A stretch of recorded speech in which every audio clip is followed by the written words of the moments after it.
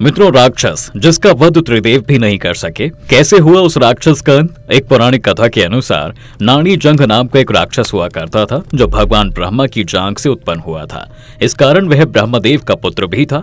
एक बार वह जब ब्रह्मदेव की घोर तपस्या में लीन था तो उसे तपस्या में लीन देख इंद्रदेव चिंतित हो गए, क्योंकि ब्रह्मदेव के अंग से जन्म लेने के बाद भी वह एक असुर था। लेकिन असुर होने के बाद भी ब्रह्मा जी के सभी सात्विक गुण उसके भीतर विद्यमान थे। जब राहु और दैत्य गुरु शुक्राचार्य ने नाड़ी जंघ को तपस्या करते हुए देखा तो उन्होंने दैत्यों के साम्राज्य का विस्तार करने के लिए उसके हृदय में राक्षसी भावनाएं पैदा करने की योजना बनाई।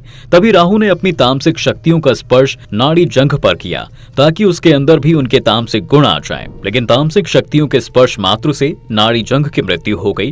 लेकिन उसके मृत शरीर से मुर नाम का एक भयानक दैत्य उत्पन्न हुआ। नाड़ी जंघ के शरीर से उत्पन्न होने के कारण मुर उसका पुत्र और ब्रह्मा का पौत्र था, इसलिए वह अत्यंत शक्तिशाली था। जन्म के साथ ही वो यह कहने लगा कि मैं राक्षस राज मुर इस संसार से देवताओं का नामो निशान हमेशा के लिए खत्म कर दूंगा। इस संपूर्ण ब्रह्मांड में केवल मेरा ही राज्य होगा, सभी मेरे अधीन होंगे। सबसे पहले मैं उसे इंद्र से उसका स्वर्ग सिंहासन छीन लूंगा। वह इंद्र मेरी शक्तियों के सामने एक क्षण भी टिक नहीं पाएगा। अपनी राक्षसी शक्तियों पर गर्व करते हुए राक्षस राजा मुर अपनी राक्षसी सेना के साथ स्वर्गलोक पर आक्रमण कर देता है। दैत्यराज मुर के आगे इंद्रदेव की एक ना चली। स्वर्गलोक से इंद्रदेव सहित सभी देवतागण भयभीत होकर सहायता मांगने हेतु ब्रह्मदेव की शरण में जा पहुंचते हैं। अब सभी ब्रह्मदेव से सहायता मांगने उनके पास जाते हैं और उनसे कहते हैं, हे ब्रह्मदेव, दैत्यराज मुर ने स्वर्गलोक पर आक्रमण करके अपना आधिपत्य स्थापित कर लिया है। उसके भीतर असीमित असुरी शक्तियां हैं। हम सभी देवता मिलकर भी उसका सामना करने में असमर्थ हैं। तब ब्रह्मदेव कहते हैं कि दैत्यराज मुर के भीतर हमारी सात्विक शक्तियां भी हैं और नाड़ी जंघ के पुण्य प्रताप से अर्जित शक्तियां भी हैं। इस कारण हम भी उसे हरा नहीं सकते हैं। अब तो बस नारायण ही सहायता कर सकते हैं। फिर इंद्रदेव सहित सभी देवतागण नारायण के पास जाते हैं और इन्हें अपनी व्यथा सुनाते हैं। तब ये कहते हैं, आप सहायता के लिए हमारे पास आए हैं, परंतु मैं स्वयं भी दैत्यराज मुर को परास्त करने में असमर्थ हूँ। त्रिदेवों में से कोई भी इसका अंत नहीं कर सकता। त्रिदेव ही नहीं बल्कि त्रिदेवियां भी दैत्यराज मुर का अंत करने में आपकी कोई सहायता नहीं कर पाएंगी। जब इंद्रदेव सहित सभी देवताओं को दैत्यराज मुर से बचने का कोई उपाय नहीं सूझा, तब सभी देवताओं ने सहायता के लिए सूर्यदेव की उपासना करते हैं। अब सूर्यदेव ही हमें उस दुष्ट के प्रकोप से बचा सकते हैं। तब सूर्यदेव प्रकट होते हैं दोस्तों और कहते हैं कि मुझे क्षमा कीजिए देवतागण, मैं भी दैत्यराज मुर से आपकी सहायता करने में असमर्थ हूँ। मैं आपकी उससे रक्षा तो नहीं कर सकता, परंतु मैं आपको इस समस्या से निकालने का हल अवश्य बता सकता हूँ। इस संकट से आपको मुक्त कराने में केवल माता उत्पत्ति एकादशी ही आपकी सहायता कर सकती है। माता उत्पत्ति एकादशी, परंतु ये नाम तो हमने अपने जीवन काल में पहली बार सुना है। आपको माता उत्पत्ति एकादशी के संदर्भ में ज्ञान कहाँ से प्राप्त हुआ सूर्यदेव? माता उत्पत्ति एकादशी के बारे में हमें जगत के पालनकर्ता श्री हरि विष्णु ने बताया था। उनके कहने पर ही हमने माता उत्पत्ति एकादशी का व्रत किया और उनके साक्षात दर्शन भी किए तथा उनसे वरदान भी प्राप्त किया। मेरी तपस्या से प्रसन्न होकर माता उत्पत्ति एकादशी ने मुझे यह तीव्र गति का वरदान दिया था। इस कारण मेरी गति में कभी कोई बाधा नहीं आती। यदि आप सभी देवता अपनी तपस्या से माता उत्पत्ति एकादशी को प्रसन्न कर लेंगे तो वह अवश्य ही आपकी सभी समस्याओं का समाधान भी करेंगी। आप सभी देवताओं सहित नदी के तट पर जाकर माता उत्पत्ति एकादशी की तपस्या करें, आपको अवश्य ही इस समस्या का निवारण मिल जाएगा।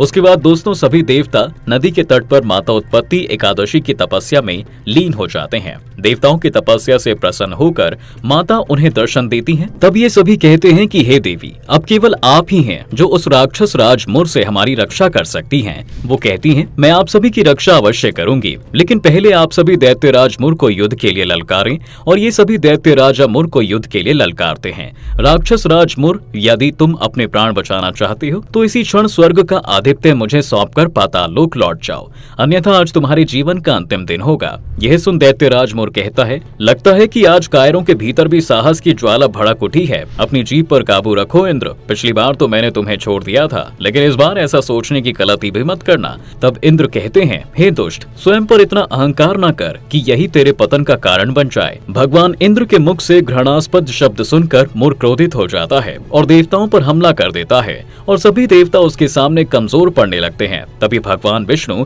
दैत्यराज मुर से युद्ध करने के लिए वहाँ प्रकट होते हैं। भगवान विष्णु ने उन्हें सर्प के समान अपने बाणों से बींध डाला। बहुत से दैत्य मारे गए, केवल मुर बचा रहा। वह बिना किसी हिचकिचाहट के भगवान से युद्ध करता रहा। भगवान जो भी तीक्ष्ण बाण चलाते वह उसके लिए पुष्प सिद्ध होता। उसका शरीर छिन्न भिन्न हो गया, किंतु वह लगातार युद्ध करता रहा। 10,000 वर्ष तक उनका युद्ध चलता रहा, किंतु मुर नहीं हारा। थककर भगवान विष्णु बद्रिकाक्षाम चले गए। वहां हेमवती नामक सुंदर गुफा थी। उसमें विश्राम करने के लिए भगवान उसके अंदर प्रवेश कर गए। यह गुफा 12 योजन लंबी थी और उसका एक ही द्वार था। विष्णु भगवान वहां योग निद्रा की गोद में सो गए। मुर भी पीछे पीछे आ गया और भगवान को सोते हुए देखकर मारने को उगत हुआ। तभी भगवान के शरीर से उज्जवल कांतिमय रूप वाली देवी प्रकट हुई और बोली कि मैं करूंगी तेरा नष्ट दुष्ट मुर। श्री हरि विष्णु ने तुझे अवसर दिया था कि तेरे प्राणों की रक्षा करने का, परंतु तूने उनके अवसर को ठुकराकर स्वयं अपनी मृत्यु को आमंत्रण दिया है। श्री हरि विष्णु की इच्छा से अब तेरी मृत्यु मेरे हाथों होनी निश्चित है।